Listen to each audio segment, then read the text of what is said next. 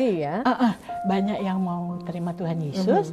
Nah, itu aku memperdalam Islamologi itu ya, dari pandangan Islamologi, siapa itu Yesus, mengapa harus Yesus. Banyaklah orang terima Tuhan Yesus. Setelah itu apa? Oh, diajarin dasar-dasar iman Kristen. Masuk di kelas suamiku. Baik, shalom sahabatku semuanya. Puji nama Tuhan, kembali jumpa lagi di channel ini. Ya, doa dan harapanku semuanya baik-baik saja, sehat dan penuh damai sukacita yang daripada Tuhan. Ya, puji Tuhan, kali ini kita akan sama-sama mendengarkan kesaksian dari seorang ibu dari suku Padang. Luar biasa imannya kepada Tuhan. Dia memilih untuk ikut Yesus. Dia punya keluarga yang cukup terpengaruh di negeri ini. Dia juga adalah seorang yang pintar, kerja di Bank BI. Jadi bukan kaleng-kaleng ya, bukan orang yang tidak berpendidikan. Itulah sebabnya selalu kita katakan orang cerdas pasti ikut Yesus. Ya, puji Tuhan Bapak Ibu sekalian. Harapannya adalah ketika kita mendengarkan, kita juga diberkati, kita juga dikuatkan, dan kita juga membagikan kesaksian seperti ini adalah kita membagikan kesaksian seperti ini supaya banyak orang diselamatkan. Karena sekarang penginjilan ada di jempol kita. Dengan jempol kita, kita bisa dapat menyelamatkan satu jiwa tanpa kita ketahui, tetapi kita akan menerima upahnya apabila kita kembali ke sorga. Nah, seperti apa kesaksiannya? Mari kita simak bersama-sama. Saya ini lahir di Bukit Tinggi, jadi kira-kira 2 jam lah dari kota Padang. Kampung saya itu ada di Maninjau, kira-kira 1 jam lagi dari Bukit Tinggi. Ya. Nenek saya sukunya Guci, karena kami di Padang itu garis keturunannya adalah matriarkat, garis keturunan ibu. Jadi saya juga mendapat sukunya namanya Guci. Famnya berarti ya? Ya, seperti fam. Oke, ya. Orang tuaku berpisah, jadi kami ini dibesarkan oleh kakek dan nenek. Kakekku itu terakhir itu sebagai Brigjen Polisi. Beliau pernah menjabat sebagai Kepala Polisi Sumatera Tengah itu sekitar tahun 50 berapa gitu ya. Karena dulu belum Sumatera Barat, tapi masih tergabung Jambi, Bengkulu, Riau gitu dengan Sumatera Barat jadi satu provinsi. Nah, kemudian kakekku itu menjadi gubernur pertama di Sumatera Barat. Satu hal yang kakekku ajarkan kepada kami adalah tentang kejujuran, karena itulah karakter yang menonjol dari kakekku. Dia seorang yang sangat jujur. Dan kakekku itu menghendaki agar kami harus sekolah semaksimal mungkin dan kemudian harus bekerja supaya tidak menggantungkan hidup kepada orang lain. Itulah yang saya dapat dari ajaran kakek ya. Jadi ibu itu tinggal dengan kakek sama nenek ya, karena orang tua berpisah. Nah, boleh tahu Bu, ibu berapa bersaudara ya? Kami berempat bersaudara, saya anak kedua. Kakak saya perempuan itu dokter, lalu saya anak kedua, saya nggak mau jadi dokter. Takut lihat darah. Jadi saya sarjana ekonomi. Adik saya di bawah saya perempuan juga dokter. Adik keempat laki-laki itu insinyur pertanian. Istrinya yang dokter. Wow, jadi ini keluarga dokter lah ya. Boleh dibilang keluarga dokter ya. Ibu anak kedua. Dan sekolahnya di mana Bu? Jadi kami sekolah di Padang, kakek menyekolahkan di sekolah yang terbaik di Padang, itu TK, sekolah Katolik ya, TK, SD-nya namanya SD Agnes, SMP Maria, SMA Don Bosco. Itu sekolah Katolik terus ya? Iya. Dari TK malahan ya Bu ya, dari TK, SD, SMA, SMP, SMA, itu semuanya di sekolah Katolik ya.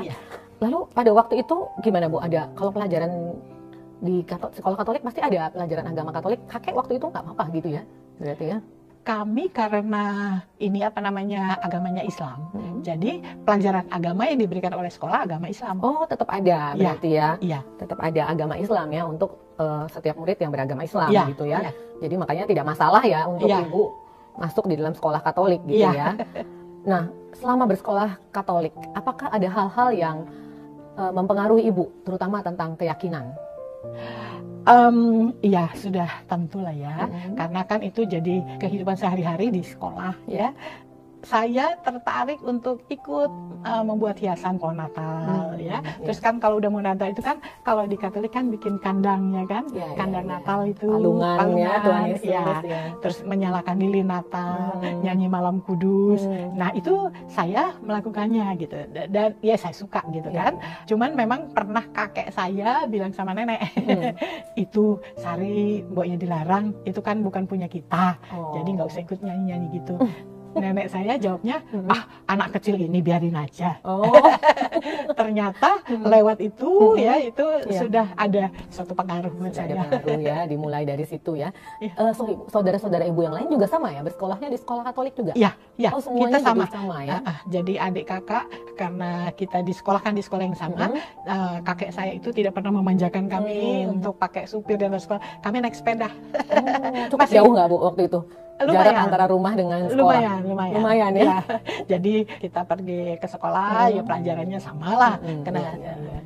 Di sekolah. Karena kayaknya perbedaan usianya nggak terlalu jauh ya? 22 tahun. 22 tahun ya, jadi bisa benar-benar bisa balap sepeda bareng ke sekolah. Berempat ya, sama-sama ya. Nah, kuliah di mana Bu? Ibu kuliah? Aku kuliahnya S1 itu setelah, karena itu kan paling top SMA lah ya. Kuliahnya di Universitas Andalas, aku ambil ekonomi, jadi fakultas ekonomi. Fakultas ekonomi ya di Universitas Andalas. Terus waktu tamat kan pindah ke Jakarta, nah S2-nya baru ngambil di Jakarta. S2 baru di Jakarta, di mana Bu? Ya lupa lah aku di mana. Udah lama banget ya. Nah, yang aku ingat ambil S2 teologi. Karena kan bukan yang itu kan hanya yang sekuler. Nah, ketika sudah mulai bergelimang di sini, aku harus ngambil sekolah S2 di teologi. Jadi sekolahnya di STTIK di Rempoa. Jadi di situ kan persyaratannya kalau ngajar di S1 dosennya harus S2. Sekolah ambil S2. Terus ngajar di S2 harus ngambil S3. Tapi sorry, Ibu, maaf saya potong. Itu S1, setelah S1 Ibu bekerja dulu ya? Oh iya. Bekerja dulu ya, kalau nggak salah di BI ya Bu ya? Iya. Di BI. Nah kapan itu Bu, mulai bekerja di BI kapan? Aku tamat dari Padang itu tahun 79, terus tahun 80 aku diterima bekerja di Bank Duta. Lalu tahun 81 aku diterima di BI, jadi aku pindah ke BI. Jadi kerja di BI selama 30 tahun, tahun 2010 aku pensiun. Ya Bu ya, 30 tahun ya. Nah, waktu Ibu menerima Tuhan Yesus itu artinya memutuskan ya beralih keyakinan ya. Itu kenapa dan bagaimana prosesnya Bu? Dan di usia berapa? Ini lengkap banget. Ya, jadi itu dimulai ketika aku SD. Jadi saya waktu SD kan pelajarannya pelajaran agama Islam. Nah, itu pernah terbersit di pikiran saya, apa sih yang terjadi kalau kita mati? Terus kita mati ini kemana sih? Gitu. Nah, itu pertanyaan saya ajukan kepada guru. Nah, guru saya waktu itu bilang gini, kalau mati dikubur. 7 langkah orang terakhir pergi dari kubur kita, itu kita didatengin oleh malaikat. Malaikat datang mewawancara. Terus saya bilang gini, malaikat kan bisanya bahasa Arab. Terus aku kan nggak bisa. SD ya Bu ya? Aku nggak bisa jawab. Pikiran polos seorang anak ya Bu, seorang anak kecil ya. Aku nggak bisa jawab, terus nanti gimana? Oh nggak usah takut, nanti semua anggota tubuh kita akan menjawabnya. Jadi semua bisa ngomong. Saya bilang, kalau gitu ketahuan dong kalau saya suka bohong. Lalu apa yang terjadi? Oh, nanti setelah kita diwawancara, kita masuk ke dalam sesi yang namanya azab kubur. Nah, di sesi ini, tadi kalau ketahuan kita suka bohong, lidahnya panjang dipotong, panjang dipotong, panjang dipotong, panjang dipotong. Saya bilang, ngeri amat ya, gitu. Belum lagi nanti misalnya melakukan dosa seks, itu nanti akan ditusuk pakai besi panas. Saya bilang, ngeri banget itu ya, siksa kubur itu. Makanya kan kalau kita nonton sinetron gitu, ya Bu ya, kan kita lihat bahwa keluar asap dari kubur gitu ya. Nah, itu orang di dalamnya lagi tersiksa, lagi disiksa di dalam kubur. Nah, selanjutnya itu kita masuk kepada sesi neraca pahala dan dosa. Kita ditimbang berat mana, pahala sama dosa. Nah, makanya di dunia ini orang berusaha mencari pahala yang banyak, karena pahala itulah yang akan menolong nanti ketika masuk ke sesi ini. Nah, setelah itu saya tanya lagi, habis itu apa? Oh, kita akan masuk nanti namanya ke Sirotol Mustaqim. Titian serambut dibelah 7. Jadi rambut yang segini-gininya nih, ini dibelah 7. Jadi jembatan. Kita naik di atasnya. Pertanyaan saya, seberang itu apa? Sorga. Bawah apa? Neraka. Kita kemana? Tidak satu orang pun tidak pernah berbuat dosa, jadi semua orang berdosa harus dicuci dulu di api neraka. kalau gitu mati pasti masuk neraka dong. Iya. Lalu kapan masuk surganya? Nanti kalau Tuhan berkenan. Kalau Tuhan berkenan, kalau Tuhan nggak berkenan gimana?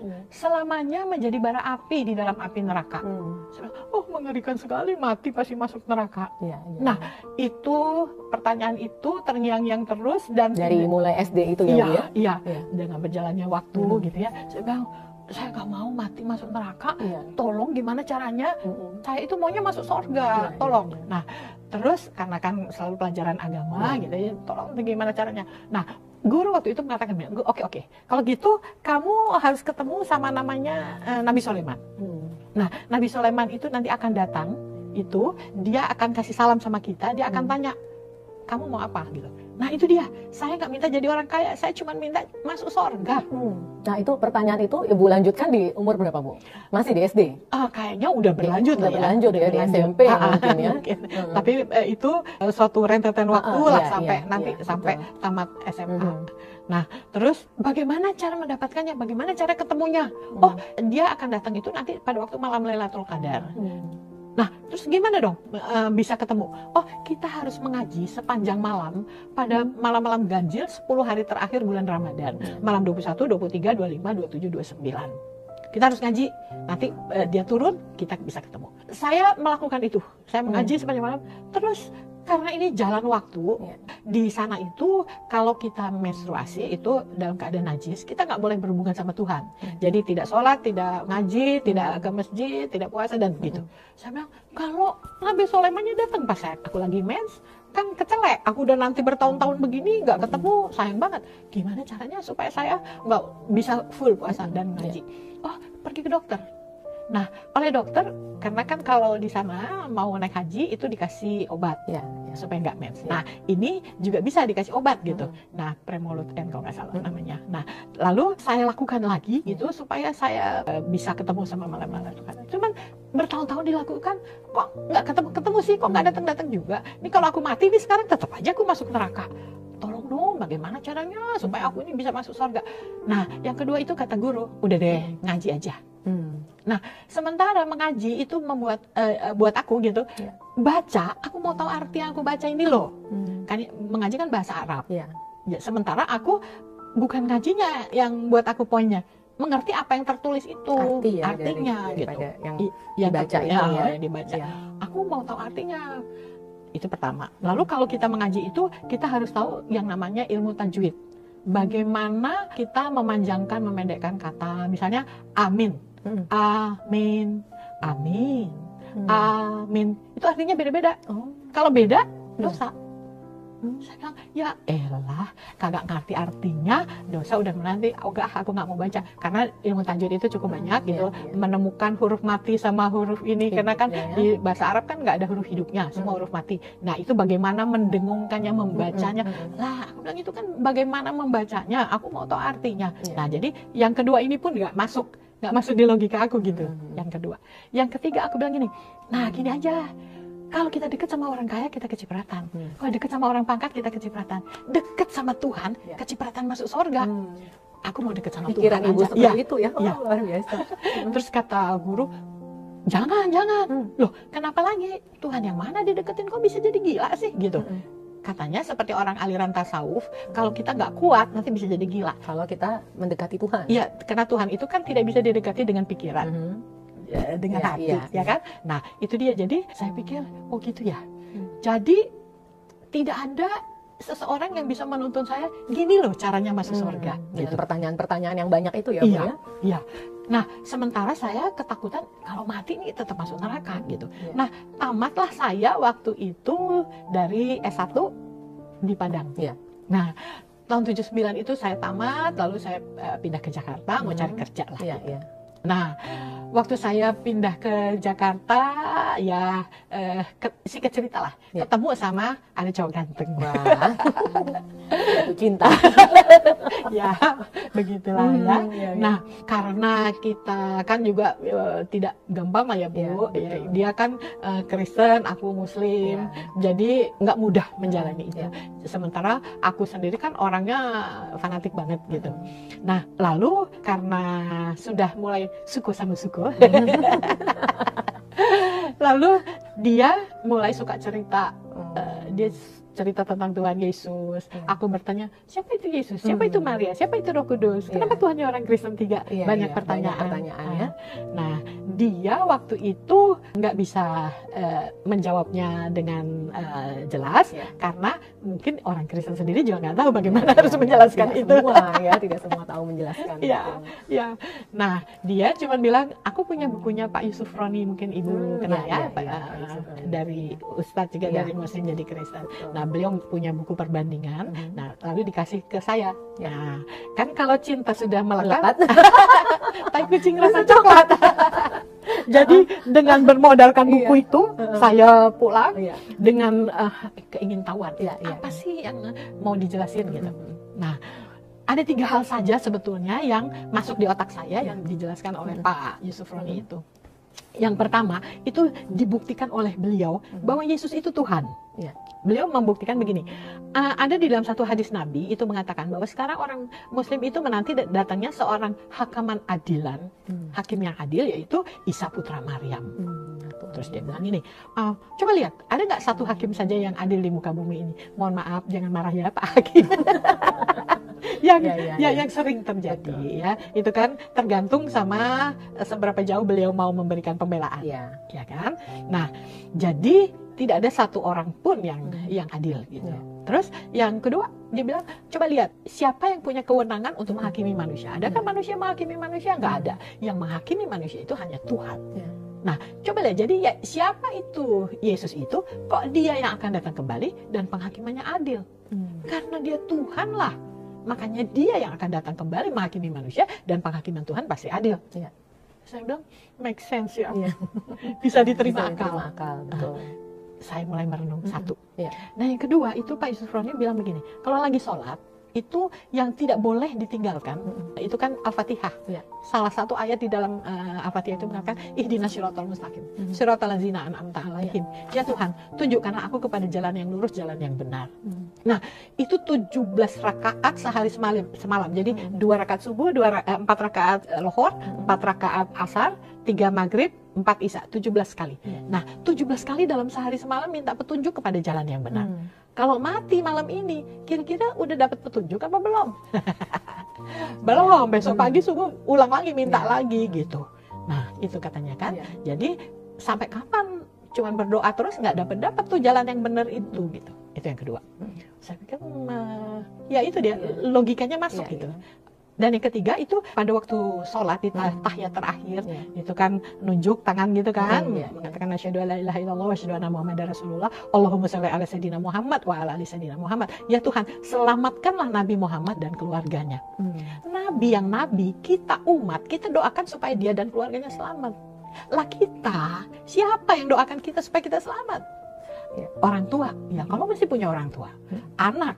Ya kalau sudah punya anak dan punya anak.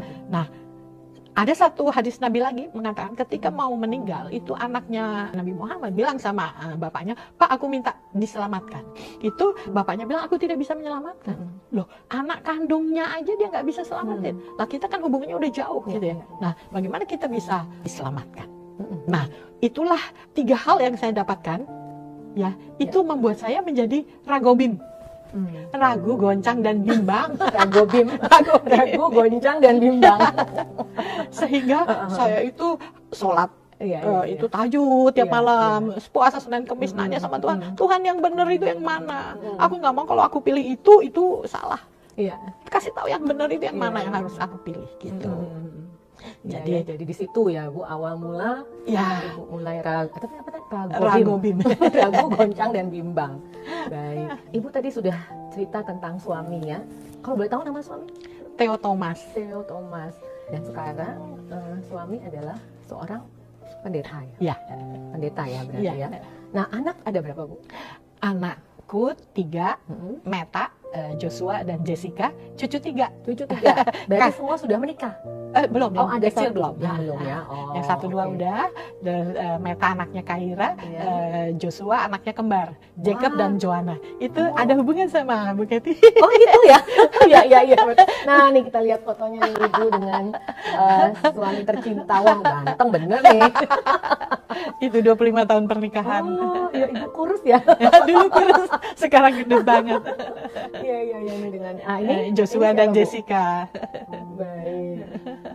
Wow, ini ya. Joshua sama udah umur berapa? Ini anakku paling kecil Jessica umur 33 tahun. Oh, iya dengan cucu 3 orang ya Bu. Cucu 3 orang. Nah, ini dengan keluarga besar ya. Itu mertua. Ini perayaan 25 tahun pernikahan. Luar biasa. Nah, itu waktu masih baru ketemu waktu itu. Tahun 80. Ya? Masih ada poninya. Tahun 80 ya Bu ya? Iya. Nah, itu dia. Suami terkasih ya. Nah, ini Jacob dan Joanna. Nah, 9 tahun. Iya. 9 tahun kembar ini ya, kembar itu ya Bu ya? Iya, kembar. Lumban gaul bapaknya. Gaul. Nah, ini anak yang besar, Meta itu anak Kaira, cucu. Oh, Iya, sudah 15 tahun. Sudah SMA lah ya. SMA ya. Nah, itu Dewi dan Jojo. Itu Dewi yang lumban gaul. Oh. Anakku lumban tobing. Iya. Nah, ini mereka masih kecil. Iya. Lahirnya 1,7 dan 1,8. Kecil sekali. Ya. Nah, puji Tuhan mereka sekarang sehat ya. Dan ini waktu pernikahannya Joshua dan Dewi. Oh. 10 tahun yang lalu. Nah, ini waktu itu belum ada Dewi. Iya. Itu 3 anak, Meta, Jojo, Jessie. Itu waktu kita masih. Nah, itu pesta adat ya. Nah, kan ini kita sama-sama dosen di Sekolah Teologi IK. Oh, iya. Nah, Bu, kalau boleh tahu, waktu Ibu mulai memeluk agama Kristen, bagaimana respon dari keluarga besar? Ya, sudah pasti ya. Mamaku marah waktu itu. Begitu aku dibaptis tahun 82 kan, akhirnya setelah aku ragubim tadi, nah mungkin aku belum menambahkan dulu ya. Waktu pacaran kan jalan terus nih. Nah, pacarku kalau hari Minggu cepat pulang, mau kemana? Mau ke gereja. Aku bilang, boleh ikut nggak? Dulu kan aku masih imut-imut. Sekarang amit-amit. Nah, pergi ke gereja, cari baju paling bagus, karena kan di gereja Katolik gitu ya, kita pakai baju paling bagus, lihat kiri kanan, orang kok biasa-biasa aja gitu. Bajunya gitu. Masuk di GPDI di Keramat. Itu terus orang nyanyi tepuk-tepuk tangan. Dulu belum ada tayangan kan. Jadi tepuk-tepuk tangan, itu apa katanya? Dibisikin sama pacar. Kalau lagi pacaran kan seneng banget. Dibisikin gitu kan. Nah, setelah itu khotbah, begitu khotbah bilang, aku suka ya khotbahnya orang Kristen ya.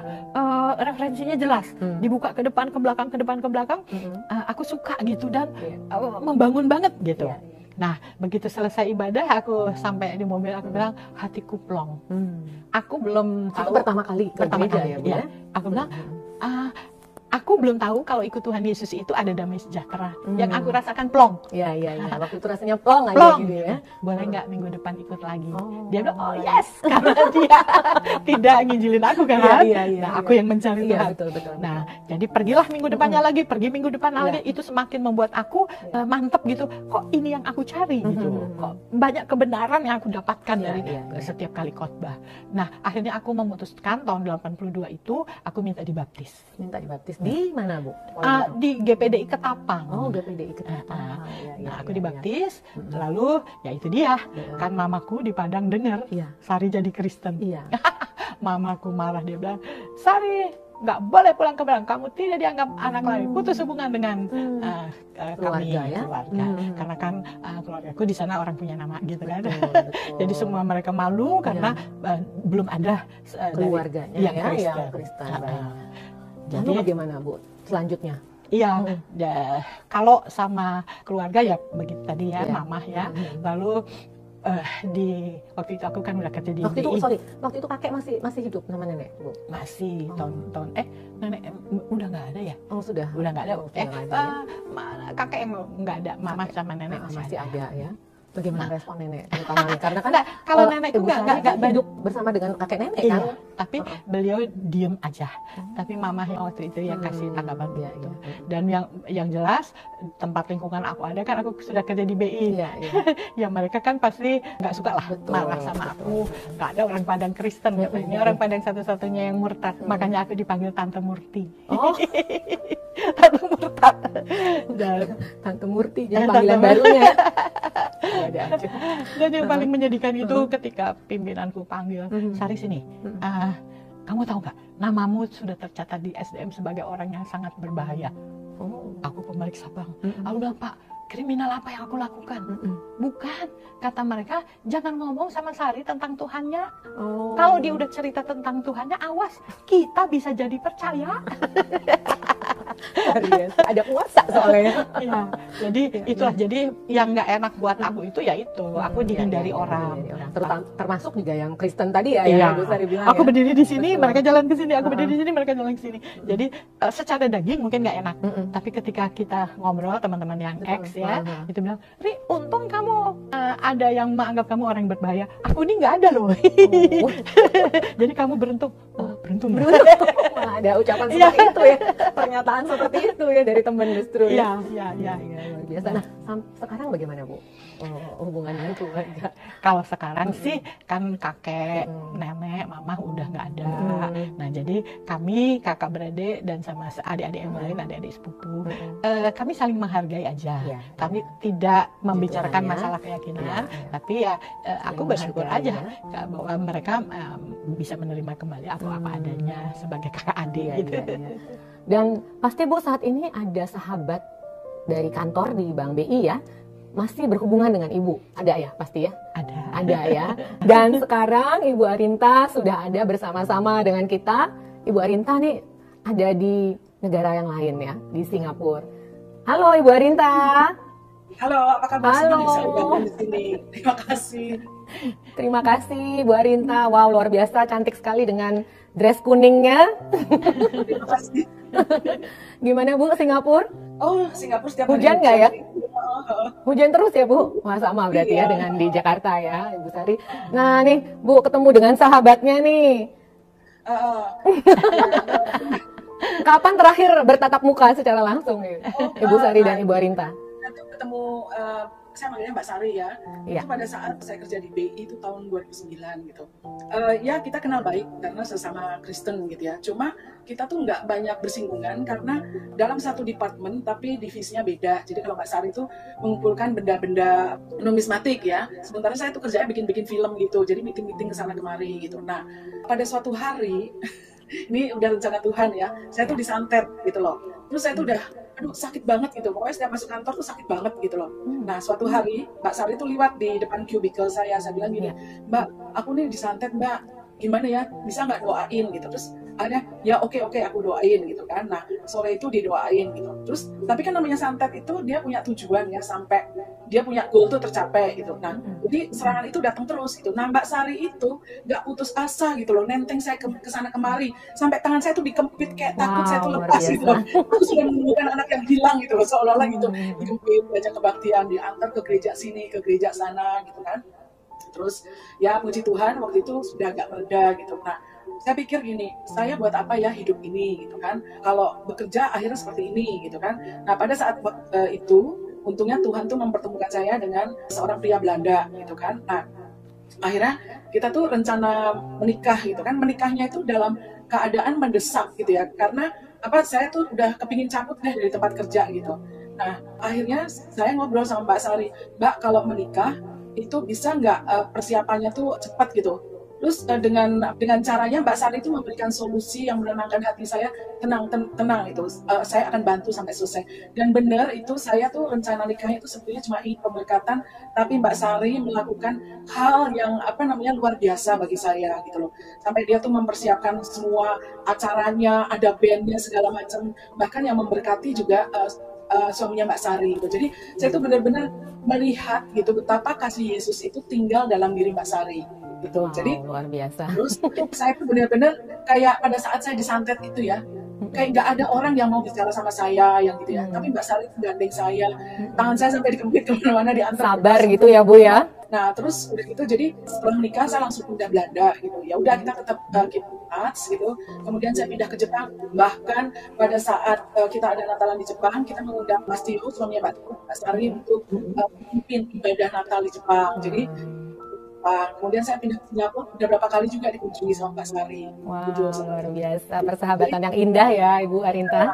Jadi kalau saya lihat ya, Mbak Sari dari Muslim, terus begitu dia masuk Kristen, itu bukan yang abal-abal gitu loh. Dia tuh benar-benar menerapkan ajaran Yesus gitu, spreading the gospel gitu loh. Dan juga dia itu kayak selain spreading the gospel, dia tuh benar-benar kayak maintain ini anak yang hilang nih sampai benar-benar ini kembali gitu loh. Iya. Dirangkul banget gitu loh. Itu kan membuat saya sangat terkesan. Sampai saat ini juga kemarin tiba-tiba ada kelas supranatural, dia bilang, Arinta, kamu pasti tertarik gitu loh. Ini benar begitu diajak, wah luar biasa. Jadi kayak apa ya, Tuhan itu sudah menentukan destiny bahwa saya akan bertemu Mbak Sari gitu bahkan sebelum saya ada di kandungan gitu, bahwa bisa aja kan saya anak yang terhilang waktu itu gitu, tapi Tuhan itu sudah menentukan bahwa saya akan kembali direbut oleh Tuhan gitu melalui Mbak Sari. Wow, luar biasa. Terima kasih banyak. Keren banget kesaksiannya Ibu Arinta. Nah, jadi persahabatannya udah berapa tahun nih? Dari tahun 2007 sampai sekarang berapa tahun? Jadi 15 tahunan ya. Wah, keren banget. Udah 17 tahun.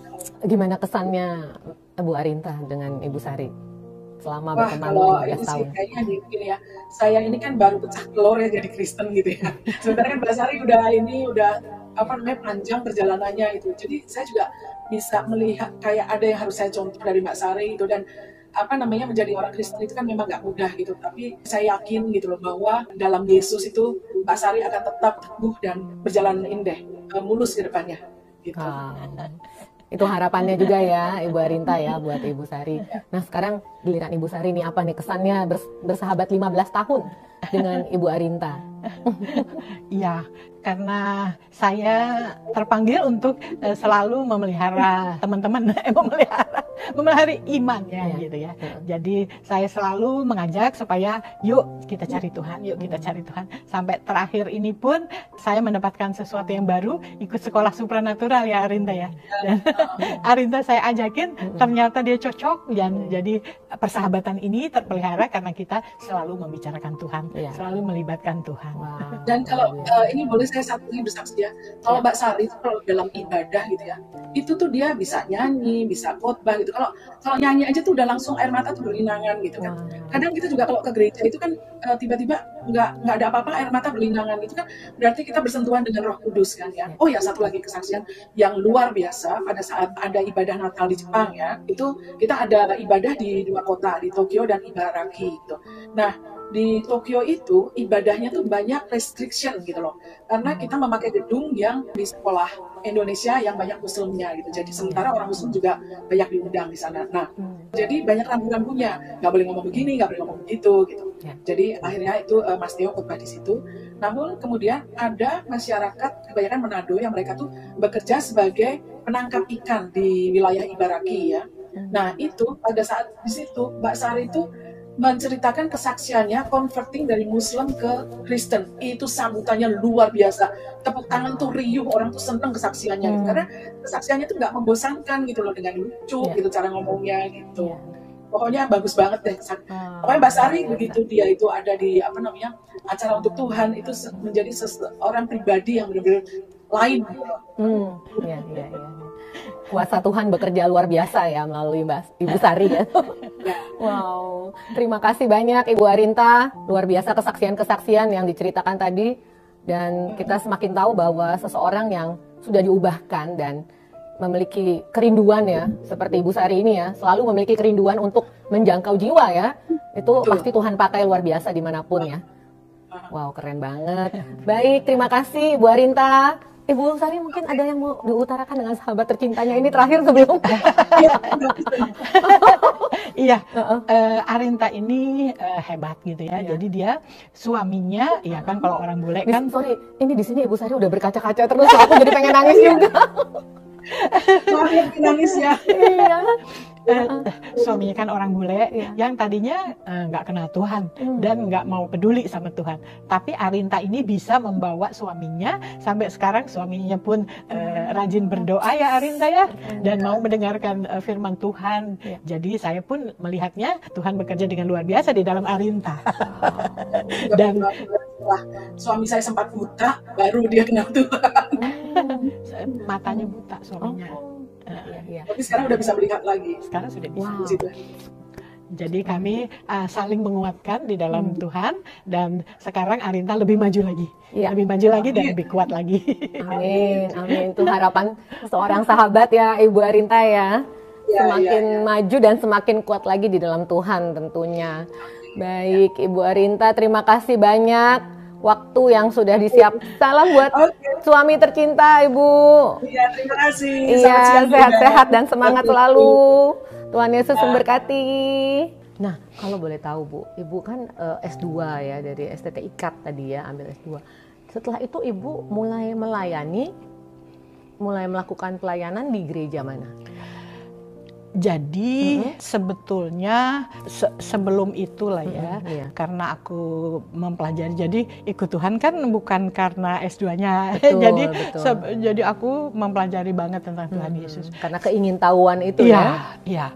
Lalu aku itu banyak cerita sama orang, siapa Yesus itu, mengapa harus itu gitu. Oh, pokoknya suka ngomong itu. Akhirnya banyak yang mau terima Tuhan Yesus. Nah, itu aku memperdalam Islamologi itu ya, dari pandangan Islamologi, siapa itu Yesus, mengapa harus Yesus. Banyaklah orang terima Tuhan Yesus. Setelah itu apa? Oh, diajarin dasar-dasar iman Kristen. Masuk di kelas suamiku. Jadi kami mendirikan namanya Gospel Truth Ministry. Mengajari orang-orang. Nah, karena kami melakukan ini, lalu pimpinan dari GBI itu bilang, udah deh bernaung di bawah GBI aja gitu. Akhirnya kami bernaung di bawah GBI, jadi GBI GTM. GBI JDM ya. GTM, Gospel Truth Ministry. Gospel Truth Ministry yang ada di mana sekarang? Sekarang ini kan waktu pandemi kemarin kan tidak ada tatap muka. Ya sekarang ini masih mencari-cari tempat untuk itu. Iya, semoga cepat dapat, Bu. Biar selalu jadi berkat ya, tapi itu nggak menghalangi ya Bu ya? Tidak menghalangi untuk terus bersaksi ya? Kok sekarang kan Zoom online. Ya? Oh iya, betul. Iya, luar tetap biasa. bisa. Nah, apakah anak-anak ada juga yang mengikuti jejak ibu dan bapak nih, orang tua, terjun di dalam pelayanan? Itu kan nggak bisa dipaksa. Betul, ya Bu ya. Cuman anakku Joshua itu dia pemain drum. Jadi dia ikut pelayanan musik di gereja. Jadi di musik ya. Dan mantuku Dewi itu WL-nya. Jadi kami ini jadi kayak aku gini, jadi wanita panggilan. Mereka panggilan untuk melayani musik. Aku cerita tentang Tuhan kemana-mana. Luar biasa. Nah, saat masih bekerja di bank, tadi Ibu juga sudah respon bagaimana respon teman-teman, baik yang Kristen maupun yang Muslim gitu ya. Nah, pada saat itu gimana Bu? Ada nggak rasa di mana Ibu tuh merasa jadi dikucilkan, atau malah Ibu jadi kok jadi gini ya, ngikut Yesus ya gitu, gimana Bu? Pengen tahu juga tuh pada saat itu gimana perasaan Ibu? Iya, mungkin kalau ngikutin daging ya, itu hampir setiap hari pulang ke rumah itu nangis. Nangis. Aku selalu bilang sama suamiku, papa, orang di kantor semuanya jahat semua sama aku. Dia cuman bujuknya gini, cup. Ada Bapa di sorga yang sayang sama kamu. Ya, itu menguatkan saya. Jadi saya tetap melakukan berjalan gitu. Dan saya koordinator ibadah waktu itu. Dan memang saya itu memang suka inilah gitu ya, ngajakin orang. Jadi ya itu, saya dimusuhin karena mereka bilang, Sari ini ngajak-ngajak orang ke Tuhan terus. Lalu pada saat Ibu memutuskan menikah, bagaimana Bu? Respon dari keluarga apa? Ada halangan-halangan? Tadi belum diceritakan tuh. Yang jelas pasti ditentang lah ya oleh pihak keluarga. Jadi kami kawin lari. Jadi pada saat itu ya. Jadi nggak pakai pesta-pesta, yang penting. Tapi Ibu sudah dibaptis terlebih dahulu ya. Itu tahun Februari 82 dibaptisnya, Mei 82 kami menikah. Itu harga yang harus dilalui ya Bu ya pada saat itu ya, walaupun mungkin nggak enak juga ya rasanya ya. Tapi ya karena aku udah putuskan mau ikut Tuhan Yesus, apapun aku jalan. Iya, betul. Nah, Ibu sudah ditahbiskan sebagai pendeta. Ya. Dan sekarang melayani di itu tadi ya, GTM ya, di bawah GBI, betul ya Bu ya. Dan karena keadaan belum ada tempat, jadi masih Zoom gitu ya Bu. Dan berdoa biar cepat Tuhan bantu untuk dapat tempat Bu. Kalau sekarang masih tetap ngajar, ngajar di STT IKAT. STT IKAT masih tetap ngajar ya. Baik, luar biasa. Nah, ini kita lihat foto lagi nih Bu. Banyak foto nih. Ini waktu masih, ini ya, sebagai dosen ya, di STT IKAT ya. Ibu dan suami ya, masih saat ini masih sebagai dosen. Nah Bu, kalau boleh tahu, apa sukacita terbesar Ibu nih di dalam Kristus? Yang pasti, aku itu sangat bersyukur banget. Yang tadinya ujung kematianku pasti neraka. Tapi sekarang dengan percaya kepada Tuhan Yesus, aku tuh sudah pindah, Bu. Aku pindah itu dari neraka masuk sorga. Iya, betul. Dan itu merupakan sesuatu banget buat aku. Jadi aku nggak akan takut mati lagi. Kapanpun mati, it's okay. Aku sudah di sorga bersama Yesus. Dan pengampunan dosa yang dilakukan Tuhan itu membuat aku sangat bersukacita. Nggak dikejar-kejar sama dosa lagi. Sekarang di dalam Tuhan Yesus, Tuhan dengan hukum kasih karunia itu, karena dia memang sayang banget sama kita, jadi nggak pernah lagi dikejar-kejar dengan hukuman dosa itu. Jadi itulah sukacita terbesar. Aku ini sekarang jadi orang merdeka di dalam Tuhan. Biasa. Puji Tuhan. Nah Bu, kan sekarang nih ada banyak saudara kita juga yang meninggalkan Tuhan nih. Apa nih saran Ibu kepada mereka? Saya itu maunya orang itu kenal banget. Harus kenal betul siapa itu Yesus dan mengapa harus Yesus. Jadi itulah yang saya kerjakan, teman-teman yang ex gitu ya. Mereka karena pernikahan mereka jadi ikut Yesus.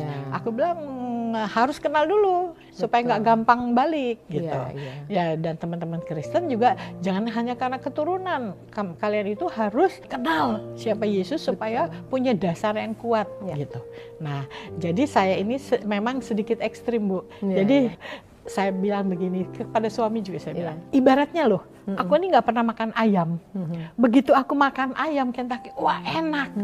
Terus aku memang sedikit maksa sama orang-orang, coba deh dikit aja, coba deh, enak loh ini, enak gitu.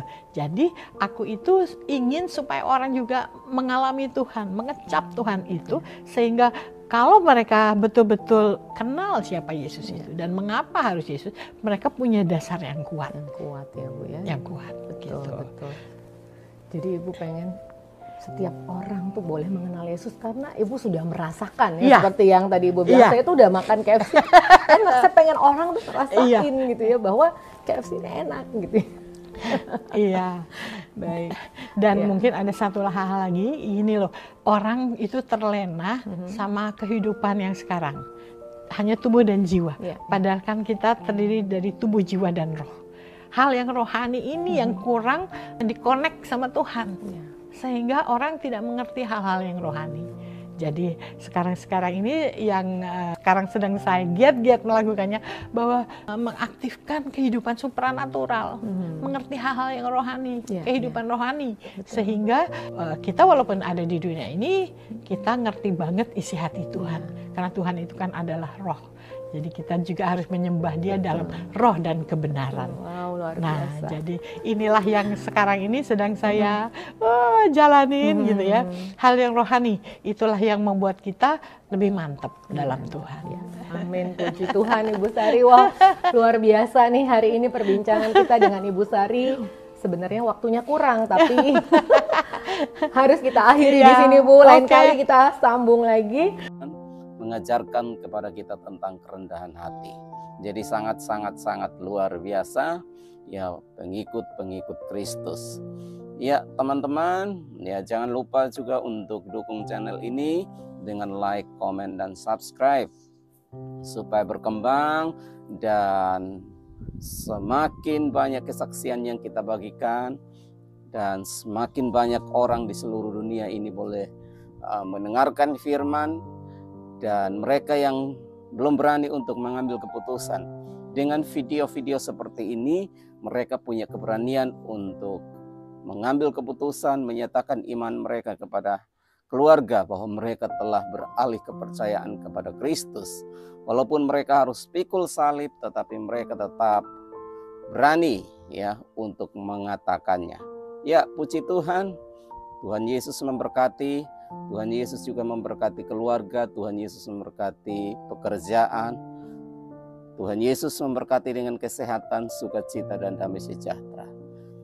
Puji Tuhan, Tuhan Yesus memberkati. Haleluya. Amin.